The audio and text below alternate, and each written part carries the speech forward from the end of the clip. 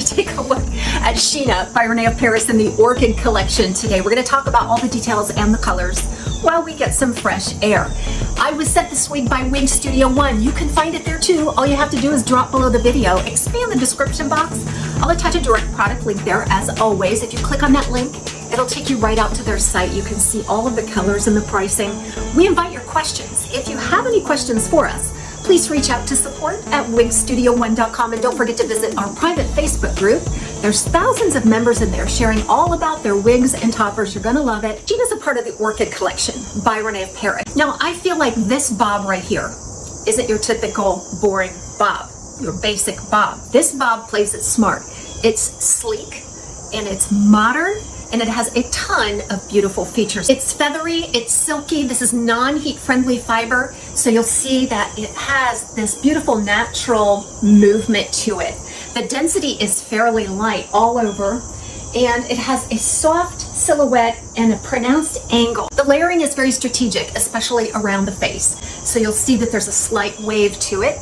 Also very soft and feminine looking. And it just has maximum flattery from all angles.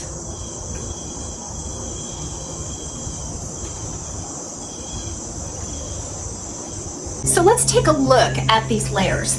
In the front, it's going to be a little bit longer because that culminates into that angle that we're looking at. That front piece right there is about 6 inches. That's the very first layer that you will see. There are several layers culminating in probably a 12 to 13 inch front piece here. Now you will see some beveling in the back, a very ample nape, and I would say overall around 8 to 9 inches in the back. Again, that graduated look all the way around. Now the beautiful part about this is that these front pieces just kind of swing and feather back into the style easily. When I first get this style out of the box, I want to shake it upside down. I want to wake up that layering so that it moves naturally. I want to place it on my head and find a parting space. Now with this wig style, you're going to see that there is a temple to temple lace front and a left monofilament lace part. It's a one unit design.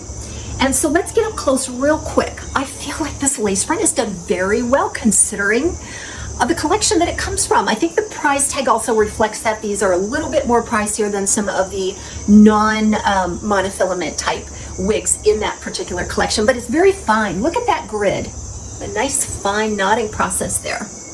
And then that seamlessly moves back into a left part. And then what I do is I just take the heel of my hand, I heat it up a little bit by creating some friction, and then I direction the root to give me a little bit of contour away from the face. This is going to result in a little bit of lift right there at that parting space. Okay. Now one thing about this is that you want to know you're not going to be able to move that parting space away from that monofilament unless you risk exposing that seam. So I'm going to go ahead and insert a picture of the inside of this cap. So it's a really nice cap. It's an average fit. When I first put it on, I did have to make an adjustment to accommodate my petite average circumference. I'm 21¼ inches around the circumference. I'm also petite from ear to ear and front to back. I don't have any baggy cap, and I was able to get, like I said, a pretty good adjustment. I would call this perfectly average, meaning that if you're anywhere from 21¼ or up to 22½, you should get a nice, decent fit out of this cap. A temple to temple lace front, left monofilament lace part. And then you have Velcro adjusters and an extended nape. That's another upgrade in this collection.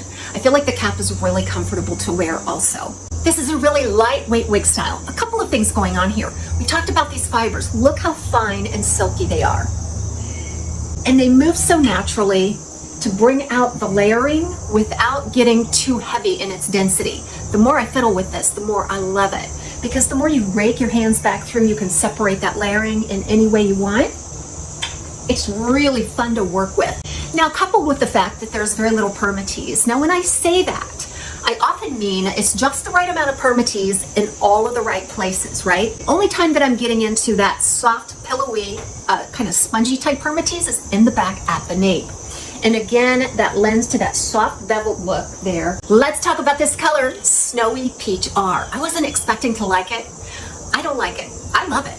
I think it's done really, really well, and there's a few reasons for that. A lot of time fashion colors can just be in your face, kind of look at me. This is just a touch of color, adding some interest and some texture to an otherwise flat blonde or platinum. Let's take a look. Snowy Peach is a natural blonde. base color. And that melts into some beautiful, soft, peach-kissed highlights. It's not red, it's not orange, it's not yellow. It's a beautiful, soft-toned blend.